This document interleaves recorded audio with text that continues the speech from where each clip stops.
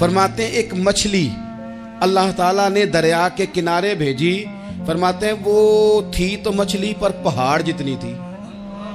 बुखारी में लफ्ज हैं, हजरत जाबिर इब्ने अब्दुल्लाह रदी अल्लाह ताला अन्हु फरमाते हैं 300 आदमी 18 दिन तक उस मछली को खाते रहे, मछली खत्म ही नहीं हुई। मछलियां नहीं, मछली। कहते हैं 18 दिन 300 बंदा खाता रहा, मछली खत्म ही नहीं हुई। और फरमाते हैं कि उसकी हड्डी निकाल के, कांटा कहेंगे आप अपनी जुबान में, कहते हैं वो निकाल के ना तो उसको खड़ा किया ना जब, तो ऊंट कजावे समेत उसके बीच से गुजर जाता था। 2 उसके कांटे जोड़े।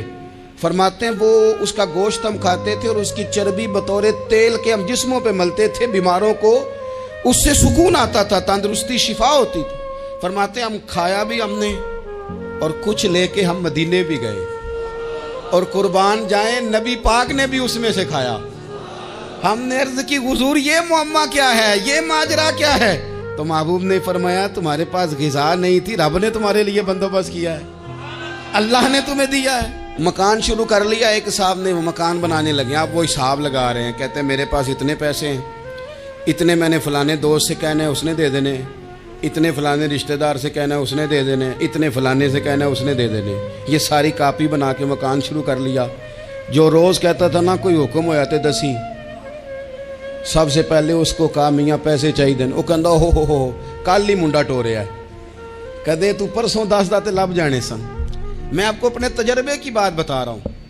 जिन लोगों का ख्याल होता है ना कि आप स्टार्ट करें फलाना काम, हम आपके साथ हैं, अल्लाह का ही कोई निज़ाम है, वो बिल्कुल भी नहीं साथ होते।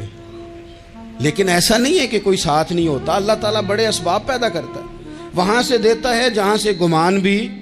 हमारा ये ज़हन बन जाता है, हम सारी अपने हिसाब से चलते हैं, इतने रिश्तेदारों से इतने, कौन आपके साथ चलेगा, सवाल ही नहीं पैदा होता।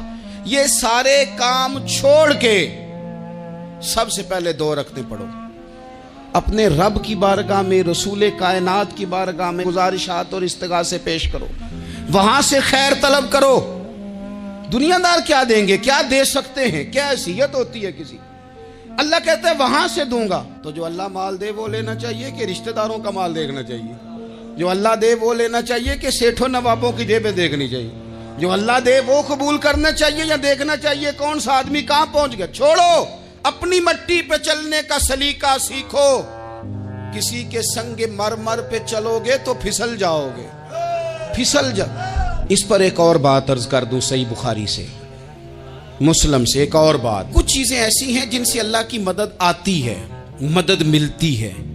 एक चीज उनमें से ऐसी है जिससे बहुत मदद नाज़िल होती है, वो है कि जब रब आपको देना तो फिर आप भी उसके रास्ते में दें, फिर मदद आती है, फिर और आता है। बुखारी मुस्लिम में हदीस है, ये ज्यादा ही तवज्जो तलब अमर है, इस पर आप गौर करेंगे।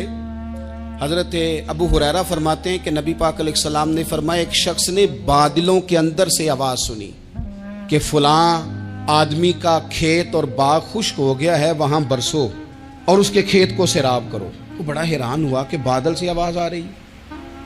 फिर उसने देखा कि एक पहाड़ी पर बारिश हुई, वो बादल वहां बरसा, फिर नालियों से होता हुआ पानी एक तरफ चला। तो जिसने आवाज सुनी थी, हुजूर बयान कर रहे हैं, वो भी पीछे पीछे चला कि पानी किधर जा रहा है। उसने जाके देखा कि एक मकाम पे एक बाग को वो पानी लग रहा है और एक आदमी वो पानी लगा रहा है। उसने उससे पूछा तेरा नाम क्या है? उसने कहा क्यों? कहने लगा बता ना। उसने नाम बताया तो कहने लगा यही तो वो नाम है जो मैंने बादलों के अंदर से सुना है कि फलां के खेत को पानी दे दो। उसने कहा यार तू क्या अमल करता है कि स्पेशल तेरे लिए बारिश बरसे? ये बुखारी पढ़ रहा हूं, सियासता से हदीस अर्ज कर रहा हूं। उससे पूछा तू क्या काम करता है कि जनाब अल्लाह तबारक व तआला का हुक्म करम आया कि खास तेरे लिए पानी बरसे और तेरे खेत को सैराब करे। तो उसने कहा छोटा जिम्मेदार हूं, पर जब फसल उगती है तो 3 हिस्से करता हूं। एक हिस्सा अपने बाल बच्चों पे, बहन भाइयों पे खर्च करता हूं, एक हिस्सा पूरा, और एक हिस्सा दोबारा काश्तकारी पे लगाता हूं, और तीसरा हिस्सा खालिस मैंने मिस्कीनों, यतीमों और गरीबों के लिए रखा हुआ है। वो जो तीसरा हिस्सा, अल्लाह करे आप समझे, वो रब के बंदों पे तीसरा हिस्सा खर्च करता है ना, तो करीम मालिक ने फरमाया जहाँ से गरीब का हिस्सा जाता है वो खेत खुश्क नहीं रहना चाहिए, वो जहाँ से मिस्कीन रोटी खाते हैं वो खुश्क ना रहे, जहाँ से यतीमों को कुछ आता है कहीं उसकी फसल रह ना जाए। मैं और आप भी अगर अपने माल में मिस्कीनों, यतीमों, गरीबों के हिस्से रख लेंगे तो फसलें खुश्क नहीं रहेंगी, उनके अंदर ताजगी आएगी, नूर आएगा, करम आएगा, खास कर खुदा की रहमत बरसेगी।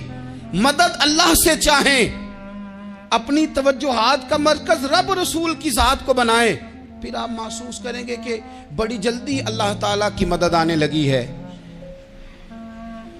कभी आप सिर्फ कह देना मेरा रब मेरे साथ है, इस लफ्ज में इतनी ताकत है कि दुश्मन वैसे ज़ेर हो जाता है।